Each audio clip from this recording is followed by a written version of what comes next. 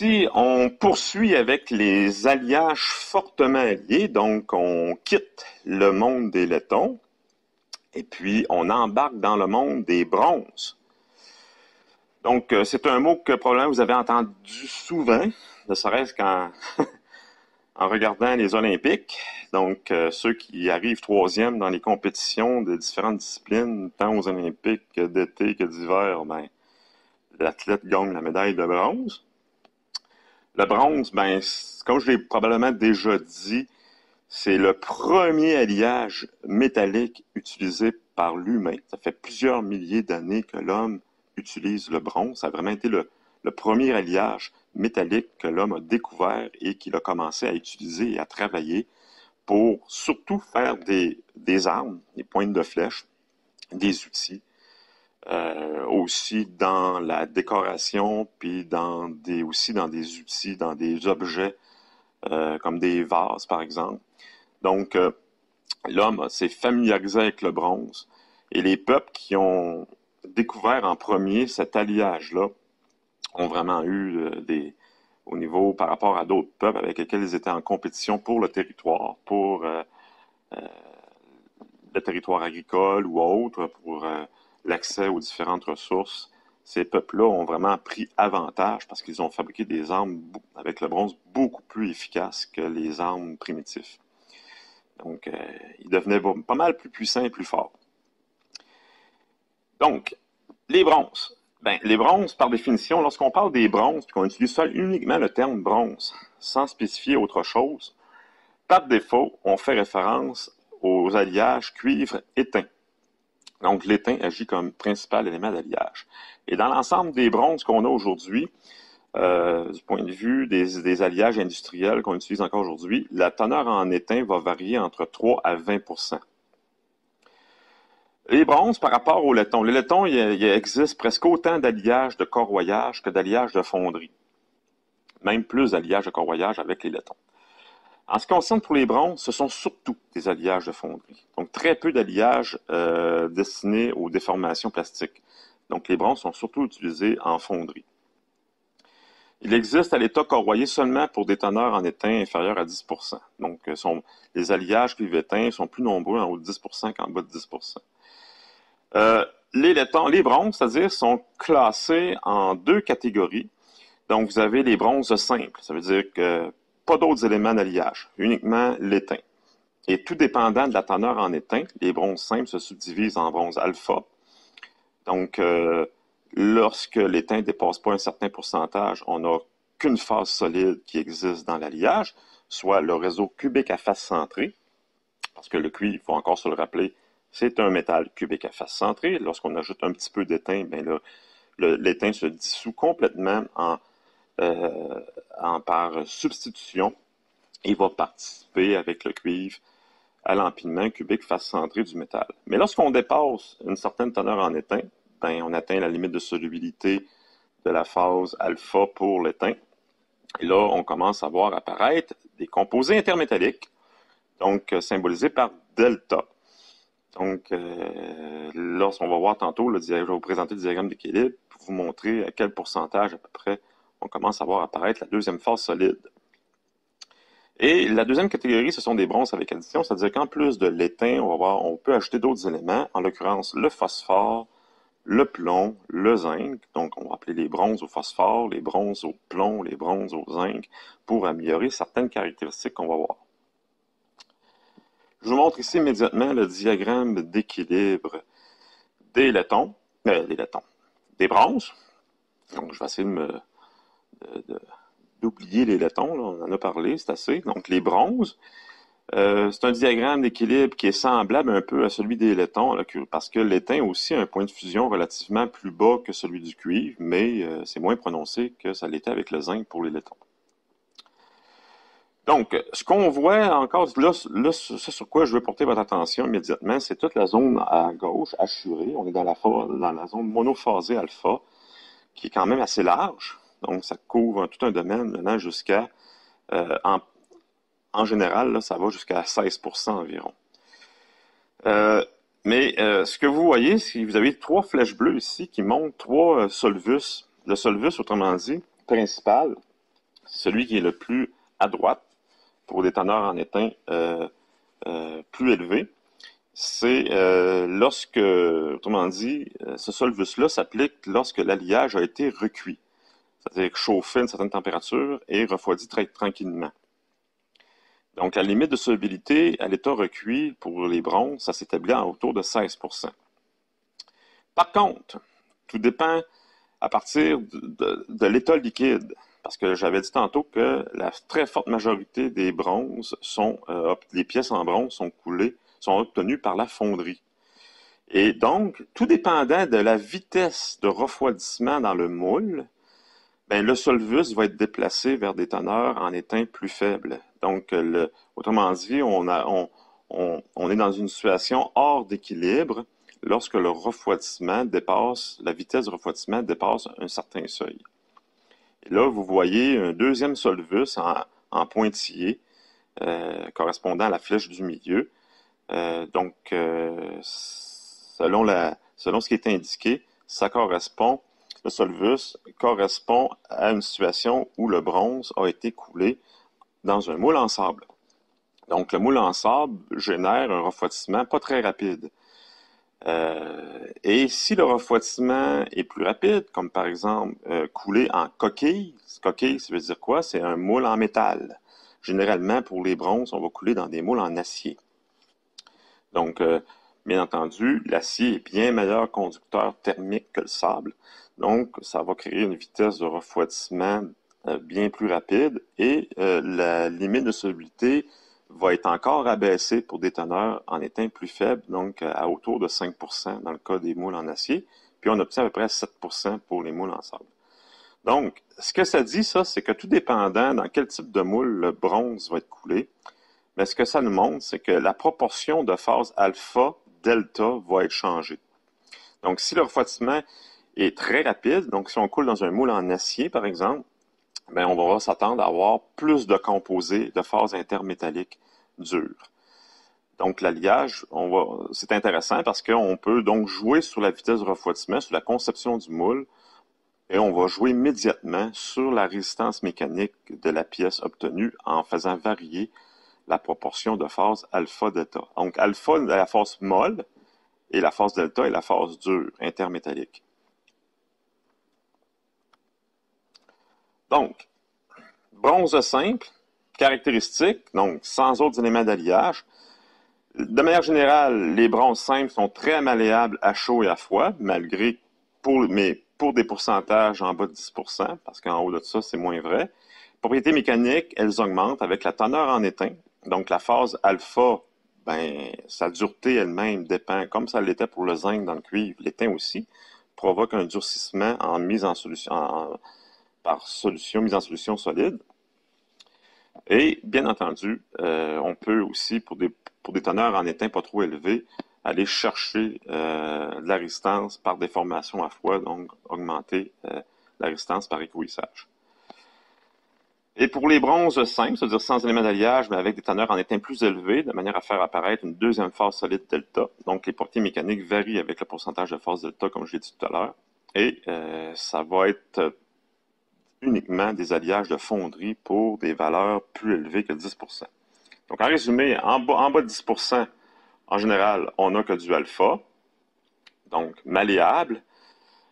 Et pour des teneurs en étain dépassant 9, 10, 11%, donc alliage de fonderie, parce qu'on remarque en même temps que quand on met plus de... Un instant, je vais revenir. Je vais aller trop loin. Donc, lorsqu'on ajoute plus d'étain, ben, ce qu'on remarque, c'est que le liquidus s'abaisse. Donc, c'est la raison, c'est l'intérêt principal d'ajouter plus d'étain. Hein? J'avais oublié de dire ça, mais c'est important. C'est que le point de fusion est rabaissé. Donc, on facilite les opérations de fonderie. La coulabilité est meilleure. Donc, c'est l'intérêt d'ajouter des pourcentages d'étain qui peuvent aller jusqu'à 18, 19%, à peu près 20%. Et en même temps, ben, on fait apparaître une phase delta dure. Maintenant, pour ce qui est des bronzes avec addition, ben, j'avais parlé tout à l'heure, j'avais mentionné le plomb. Donc, le plomb, qu'est-ce que ça donne chez les bronzes? Ben, ça donne la même chose que pour les laitons, c'est-à-dire ça améliore l'usinabilité, ça réduit le coefficient de frottement lors des opérations de mise en forme, lors des opérations d'usinage. Puis même que, on peut ajouter beaucoup de plomb dans les bronzes. Il y a des alliages qui en contiennent jusqu'à 30%.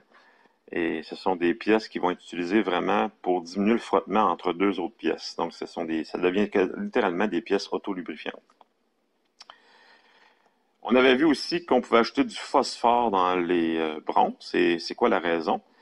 Ben, le phosphore, quand il réagit avec le cuivre, ben, à peu autour de 0,3%, il forme un précipité, donc une molécule, Cu3P, très dure, qui va donc augmenter la résistance mécanique des bronzes. Donc, lorsqu'on a besoin de résistance mécanique plus élevée, on peut ajouter du phosphore, qui est un élément qui n'est pas très dispendieux, et avec un traitement thermique ou en jouant sur les conditions de refroidissement, on peut aller chercher une espèce de petite dispersion de ce précipité-là qui va augmenter la résistance à l'usure et la résistance mécanique.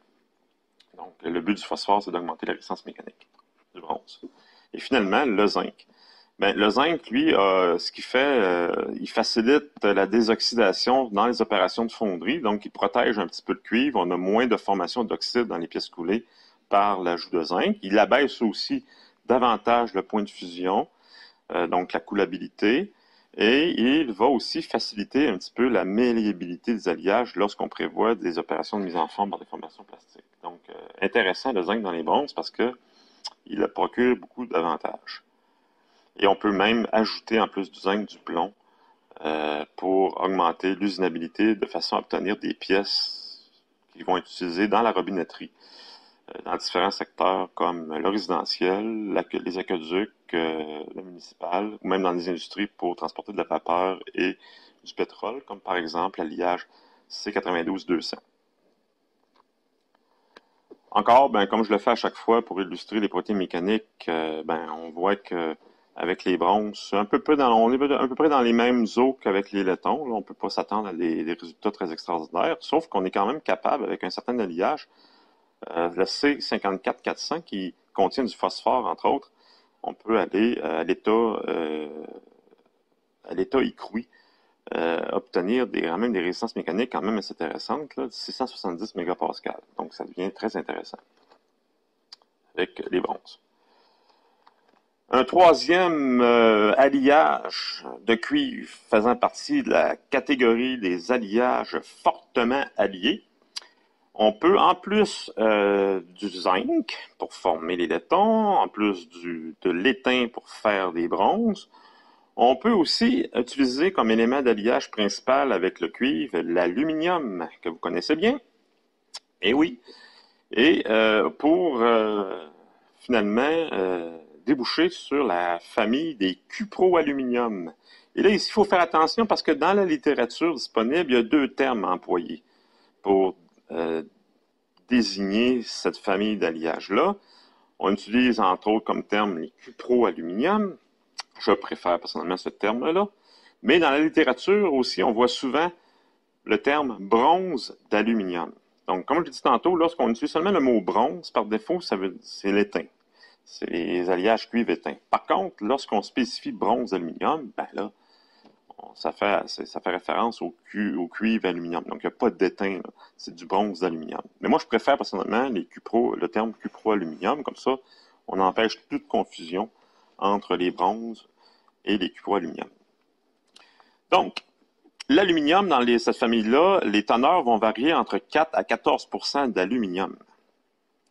Et ce qu'il faut dire tout de suite, c'est que parmi toute la famille des alliages de cuivre, c'est cette catégorie-là qui est capable de nous fournir les résistances mécaniques les plus élevées dans toute la grande famille des alliages de cuivre. Donc, caractérisée par une résistance élevée non pas seulement mécanique, mais aussi à la corrosion. Donc, corrosion sous tension, fatigue, corrosion, possède de très bonnes caractéristiques mécaniques, comme je l'ai dit. Donc, là, tout de suite, en disant qu'un élément d'alliage permet les plus grandes résistances mécaniques et de très grandes résistances à la corrosion, ça devient très intéressant. Donc, Ces alliages-là sont classés en deux catégories. C'est toujours la même logique, c'est-à-dire avec ou sans autres éléments d'alliage. Donc, sans autres éléments d'alliage, on a les cuproaluminium simples. Et c'est encore la même logique, c'est-à-dire que tout dépendant de la teneur en élément d'alliage principal, on va soit être dans une situation monophasée, et lorsqu'on dépasse une certaine teneur, on fait apparaître une deuxième phase solide, donc on va déboucher sur les alliages diphasés. Et plus tard, on parlera aussi des cuproaluminium avec addition, où encore là sont subdivisés en monophasés et diphasés. On va aller voir quel autre métal qu'on peut mélanger au cuproaluminium pour améliorer certaines caractéristiques mécaniques. Et oui, on doit obligatoirement passer par le diagramme d'équilibre afin de préciser un petit peu notre compréhension sur cette famille d'alliages-là. Ce qu'on remarque, c'est que le point, bon, ce que vous voyez ici, c'est une partie du diagramme d'équilibre cuivre-aluminium. Là. On est dans le domaine des cuivres, donc ça va de 0 à 20 il faut que vous sachiez aussi que si on avait le diagramme d'équilibre en entier, c'est-à-dire couvrant de 0 à 100 vous reconnaîtriez un diagramme d'équilibre qu'on avait vu dans le chapitre des alliages d'aluminium, parce que là, on serait dans le domaine des faibles pourcentages en cuivre, donc ça correspondrait aux alliages de la famille de la série 2000. Mais ici, on s'intéresse à l'autre bout du diagramme, c'est-à-dire dans la partie cuivre, entre 0 et 20 Et ce qu'on remarque tout de suite, c'est que l'aluminium a quand même une très bonne solubilité dans le cuivre, parce que la zone complètement à gauche, alpha, s'étend sur un domaine de pourcentage d'aluminium quand même assez élevé. Ça va jusqu'à, pour des températures ambiantes, là, ça va jusqu'à 10 environ. Donc, et bien entendu, la phase alpha correspond encore une fois au réseau cubique à face centrée et l'aluminium est inséré, pas inséré, mais il est en solution par substitution. Donc, il participe au réseau cubique face centrée. Ce qui n'est pas surprenant parce que l'aluminium, comme le cuivre, est un métal cubique à face centrée. Donc, ce qu'on remarque, si on va dans des concentrations en aluminium plus élevées, ben, on finit par atteindre la limite de solubilité.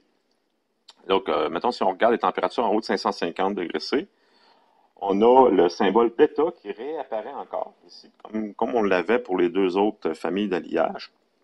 Ben, ça correspond toujours à la même chose. C'est le réseau cubique centré, tout le temps.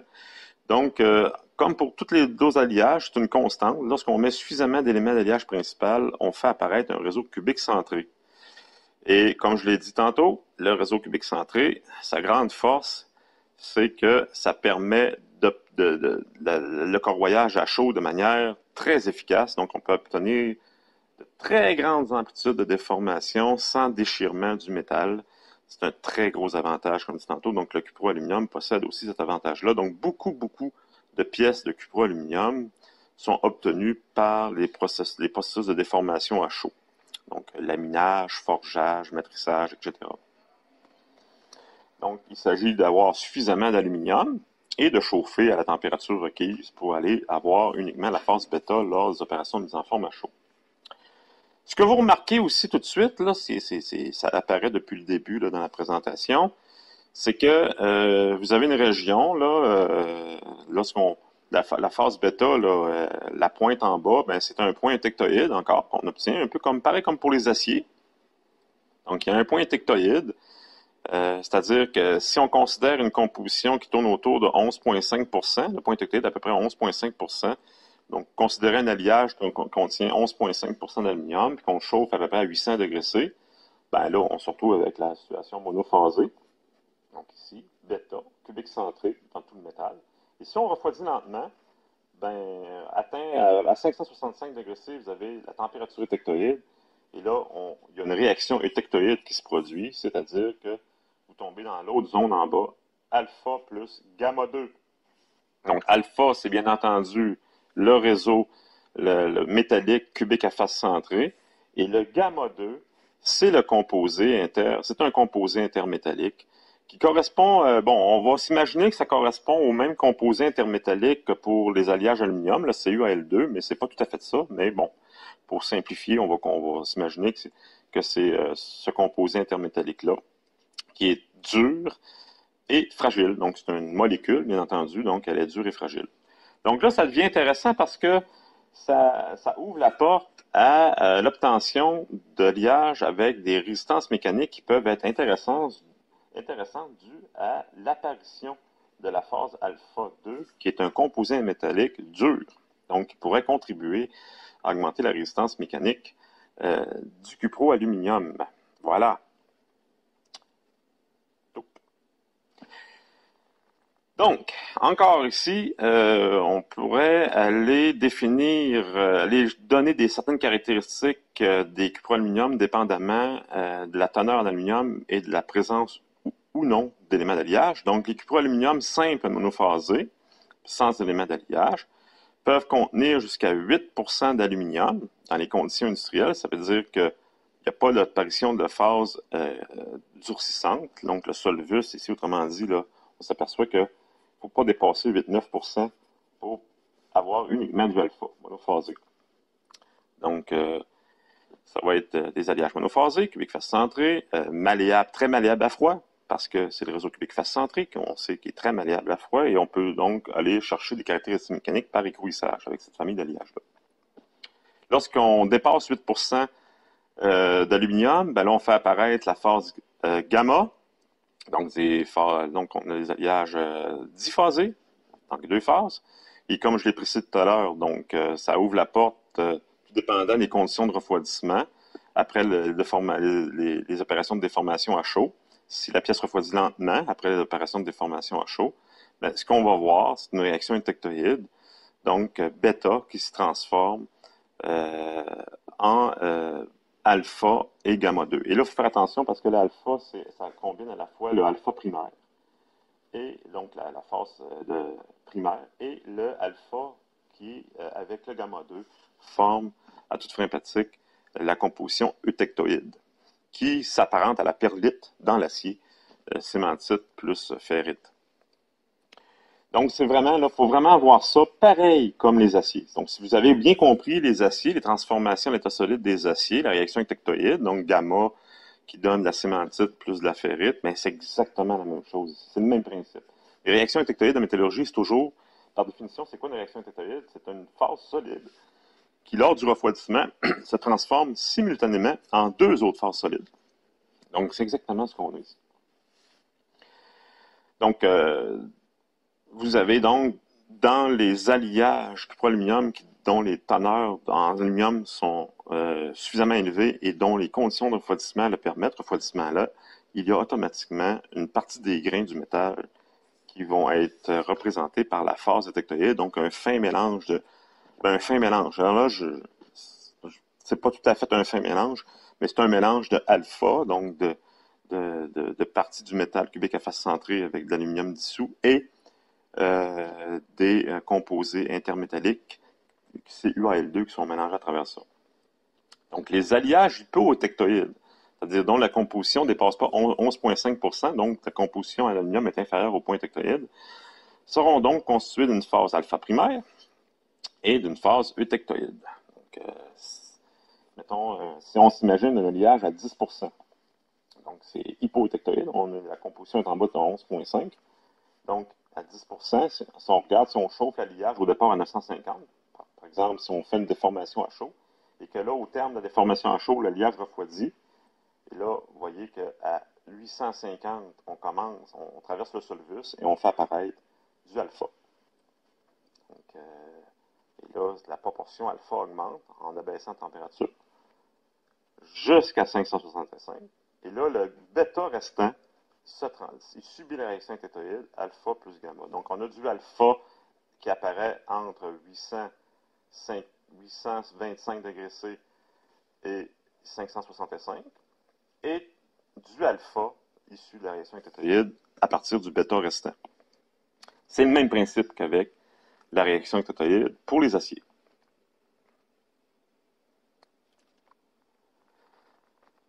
Donc, si je poursuis avec les cuproaluminium diphasés, donc la structure gamma augmente la résistance mécanique due à la dureté de la phase CuAl2, mais en l'inverse, l'alliage perd un peu de sa aptitude à la déformation à froid. parce que le CEL2 est fragilisant. Donc, il contribue à diminuer le pourcentage de ductilité de l'alliage. Donc, par contre, au-dessus de 565, on tombe donc dans la phase monophasée bêta, et là, on a cubique centré dans tout le métal, et là, le métal acquiert une très grande attitude de formation à chaud. Maintenant, ce qu'il faut dire aussi concernant les cuproaluminium, c'est que, comme je l'ai précisé, la présence d'une transformation étectoïde permet des traitements de trempe martensitique. Ben oui, donc il n'y a pas seulement les aciers pour lesquels on peut aller chercher une structure dite martensitique, parce que la martensite, une transformation martensitique en métallurgie, c'est quoi par définition?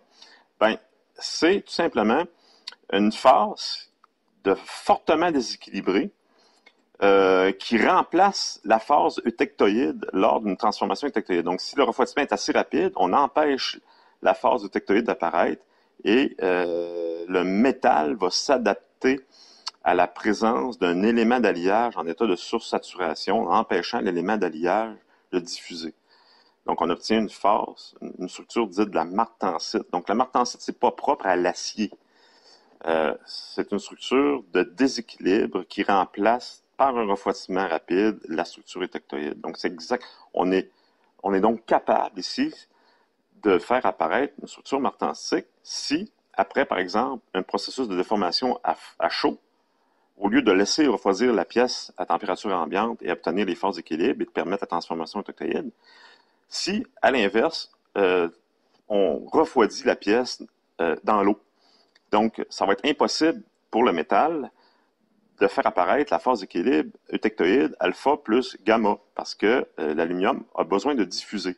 Et on empêche l'aluminium, on va donc empêcher l'aluminium de diffuser par un refroidissement rapide à l'eau. Et donc, le métal va donc devoir s'ajuster, la structure métallique va donc devoir s'ajuster au maintien de l'aluminium en état de sursaturation dans la structure. Dans le cas des aciers, ce qui se passe, comme vous l'avez déjà pas mal compris, je pense, dans votre cours d'alliage ferreux, mais je pense que vous n'en avez pas parlé. Fait que je vais essayer de ne pas pousser trop loin l'analogie avec les aciers parce que c'est des notions que vous allez voir dans le cours de traitement thermique cet hiver. Mais chez les aciers, lorsqu'on les trempe, au lieu qu'il y ait la force étectoïde ferrite-cémentite qui apparaît, il va y avoir une structure quadratique centrée. Donc, c'est un cube allongé, ça ressemble à la structure cubique centrée, mais allongé dans une direction, de sorte qu'on n'a plus un cube parfait, mais une espèce de rectangle allongé de quelques pourcentages dans une seule direction. Ce qui s'appelle la martensite chez les aciers. Dans le cas des cuproaluminium, lorsqu'on crée un refroidissement rapide et qu'on empêche la formation des phases d'équilibre alpha et gamma, le métal, ce qu'il va faire, c'est qu'il va adopter par un refroidissement rapide à partir de bêta, il va adopter une structure hexagonale compacte. Donc, le bêta prime, dans le diagramme d'équilibre, peut être associé à la structure hexagonale compacte. Donc, c'est comme ça que l'atome de cuivre va s'adapter à l'état sursaturé de la présence de l'atome d'aluminium, état de sursaturation. Donc, on va faire ça souvent avec les cuproaluminium. Cette phase-là, elle est plus dure, mais trop fragile. Donc, après la trempe, ce qu'on va faire, c'est qu'on va faire réapparaître la phase cubique à face centrée qui doit être alpha, qui doit être naturellement présente, mais de manière très contrôlée. Donc, après la trempe, ce qu'on va faire, c'est qu'on va retourner la pièce au four. Donc, on va pratiquer ce qu'on appelle un revenu et on va faire disparaître une partie de la martensite, donc le réseau hexagonal compact, en faisant réapparaître du cubique face centré de manière à d'enlever la fragilité de l'alliage. Donc, on va faire un retour partiel à l'équilibre. Et surtout, c'est que la phase gamma, CuAl2, va pouvoir réapparaître elle aussi, parce que c'est une phase d'équilibre, mais on va obtenir de très, très, très fins morceaux de CuAl2. La différence entre le refroidissement lent Donc, par exemple, si la pièce après forgeage à chaud est refroidie à l'air, c'est que les morceaux de Cl2 dans ces conditions-là sont très gros et fragilisent beaucoup l'alliage. Donc, l'alliage perd sa résistance au choc lorsqu'il refroidit lentement. Donc, pour empêcher que la pièce soit fragile après les opérations de forgeage à chaud, ben, ce qu'on fait, c'est qu'on la trempe à l'eau au lieu de la laisser refroidir à l'air et on fait le revenu. Et ça fait en sorte qu'au lieu d'avoir de gros morceaux de CuAl2, les morceaux sont beaucoup plus petits. Et ça permet de garantir une résistance mécanique sans avoir un comportement fragile. Donc, on va systématiquement faire des revenus. La température de revenu va varier va être autour de 550 degrés C. Donc, c'est le principe derrière les cuproaluminium. Et c'est de cette façon-là, tantôt j'ai dit que les cuproaluminium, c'était les alliages pour lesquels on était capable d'offrir la plus grande résistance mécanique. Mais c'est dû à ce traitement thermique-là. Donc, une trempe martenstique suivie d'un revenu qui donne des résultats en termes de comportement mécanique les plus intéressants de la part des alliages de cuivre. Maintenant, cuproaluminium avec addition monophasée alpha. Donc, oui, on peut aussi ajouter d'autres éléments d'alliage. Donc, on va avoir des alliages avec addition. Lorsque la teneur en aluminium ne dépasse pas un certain pourcentage, donc on va demeurer dans des conditions monophasées, cubiques à face centrée. Mais lorsqu'on ajoute certains éléments, comme le fer et ou le nickel, ça permet d'augmenter la résistance du réseau cubique face centrée par mise en solution solide. Donc, on a des résistances mécaniques améliorées. On peut aussi ajouter du manganèse en plus du fer et du nickel. Le manganèse et le fer renforcent, comme je l'ai dit tout à l'heure, les propriétés mécaniques. Et le nickel va améliorer la résistance à la corrosion.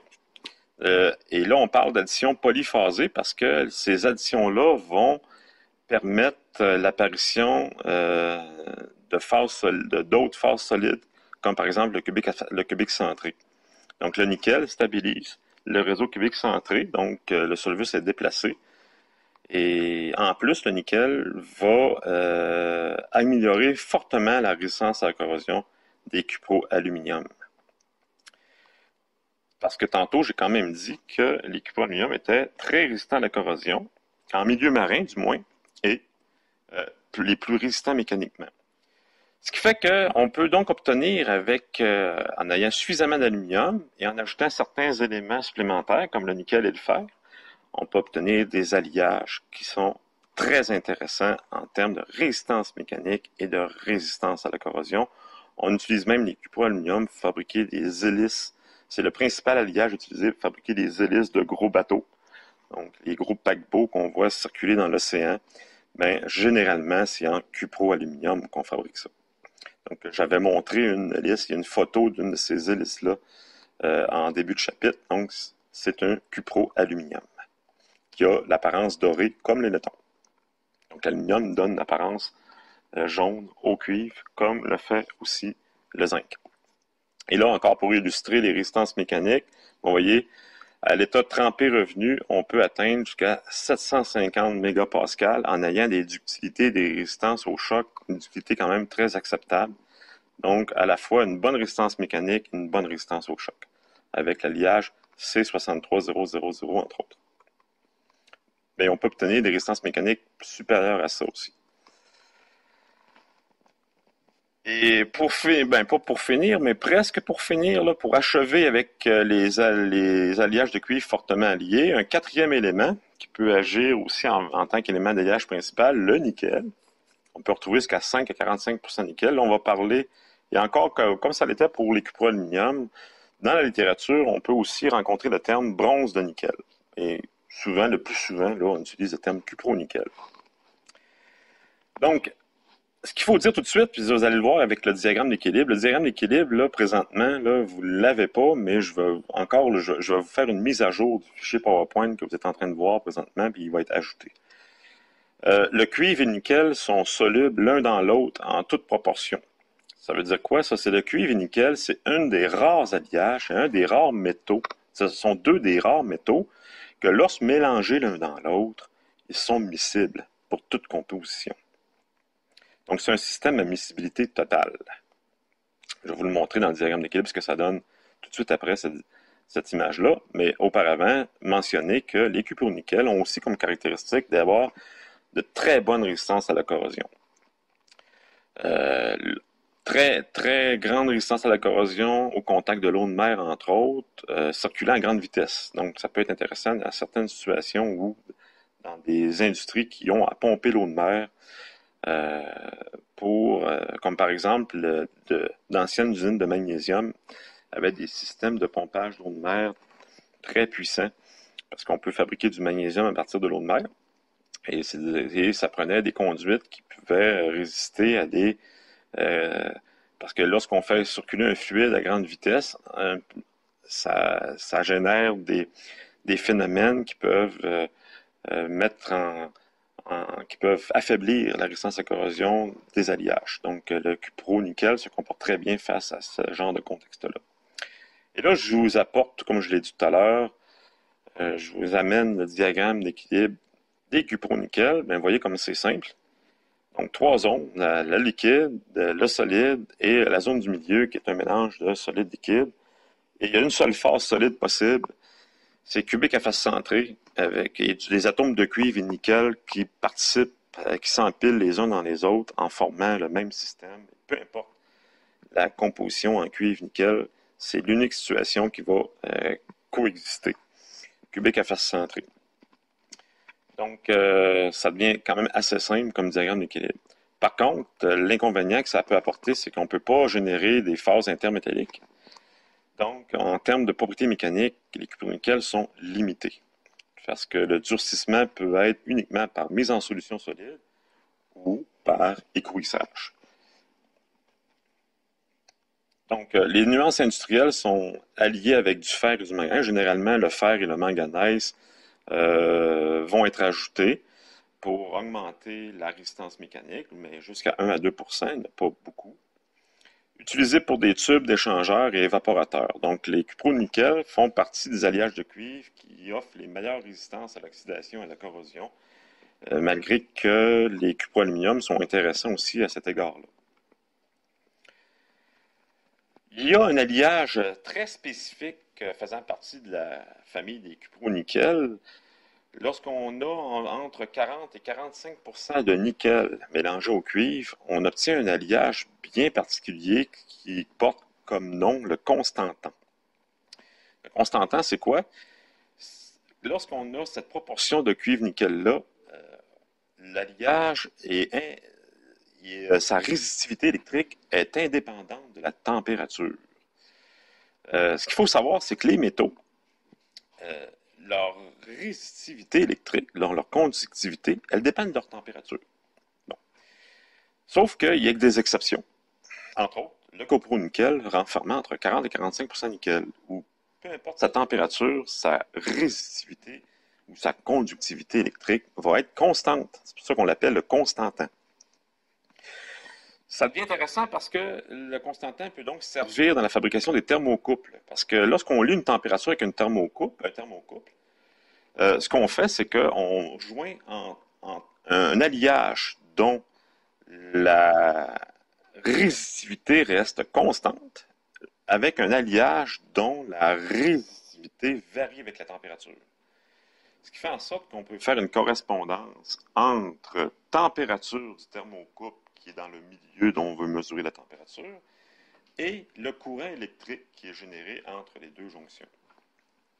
Donc, ça devient intéressant pour la fabrication des capteurs ou des thermocouples de température.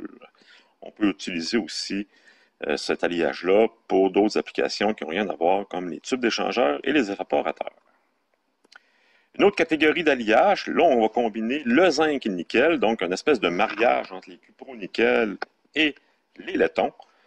Là, on va utiliser un mot bien particulier, émail short, pour décrire ce type d'alliage-là. Donc, ça prend obligatoirement présence de nickel et de zinc. Leurs propriétés, elles sont intermédiaires entre celles des laitons et celles des cupronickel. Donc, c'est un espèce de compromis entre la résistance à l'oxydation, corrosion et les résistances mécaniques. Classé en deux catégories, les alliages monophasés malléables, et vous avez les alliages diphasés forgeables à chaud et usinables pour lesquels on fait apparaître la phase bêta par la présence suffisante de zinc.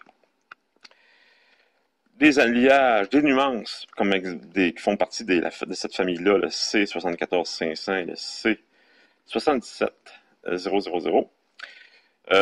Les machottes ont comme propriété au niveau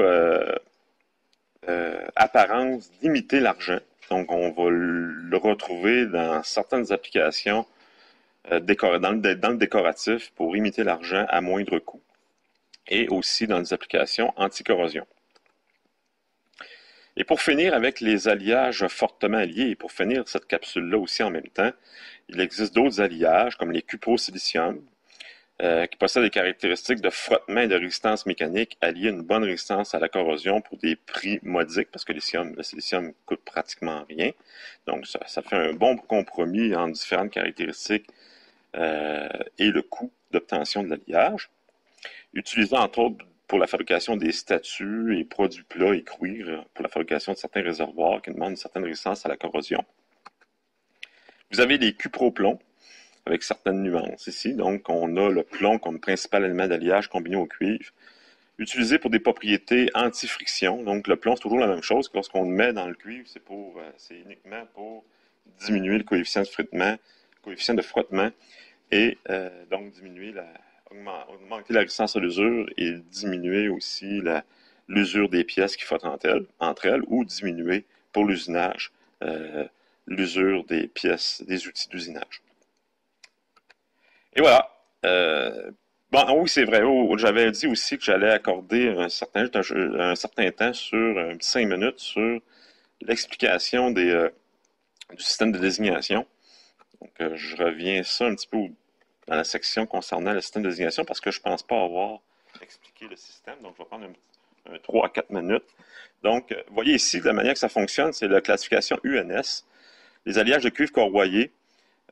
Premièrement, sont classés en deux catégories. Les alliages de cuivre corroyés, qui sont regroupés en 6 catégories, et vous allez aussi avoir les alliages de fonderie. Ça commence toujours par la lettre C, avec un code à 5 chiffres.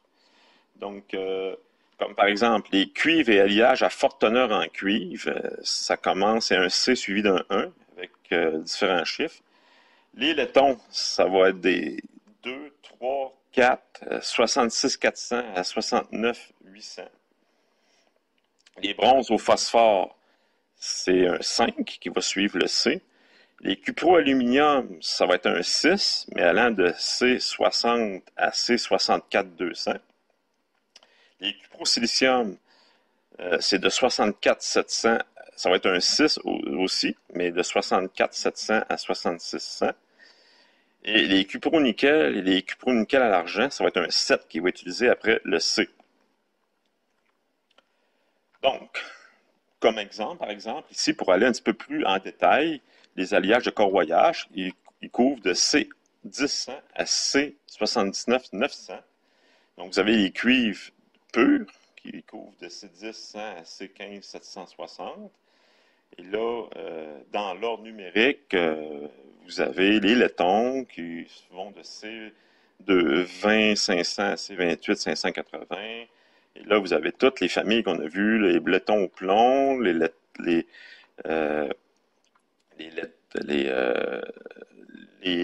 laitons contenant de l'étain, les bronzes au phosphore, toutes les familles qu'on a vues avec les concordances au niveau du système de désignation. Donc, vous n'avez pas à apprendre ça par cœur, c'est seulement pour vous aider à comprendre le principe du système de classement. Donc, il n'y a rien à apprendre par cœur là-dedans. Et vous avez de l'autre côté, en autre catégorie, les alliages de fonderie. Bien, les alliages de fonderie, ça se poursuit dans l'ordre numérique. Donc, ça part de 8100 jusqu'à 99 750.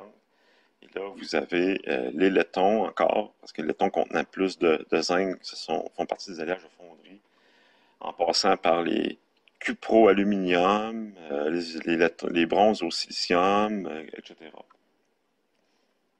Voilà. Donc, ça décrit quand même le système de classement. Et vous avez les systèmes de désignation pour les états métallurgiques qui ressemblent au système pour les aluminiums. O, ça veut dire recuit. H, ça veut dire encore écroué. TB, c'est état traité thermiquement. Ça veut dire certains alliages, on a vu qu'ils pouvaient être durcis par traitement thermique. Trempe est revenu. TD, TH, ça veut dire en plus d'un état un traitement thermique de durcissement, à ça va être combiné un durcissement par écrouissage. Donc, vous avez ici le système de désignation des états métallurgiques qui va compléter le système de désignation de la composition chimique. Voilà, je pense que maintenant ça complète le chapitre des alliages de cuivre. La prochaine capsule va concerner un tout autre chapitre du cours d'alliage léger. On va aborder la famille des alliages de magnésium. Voilà.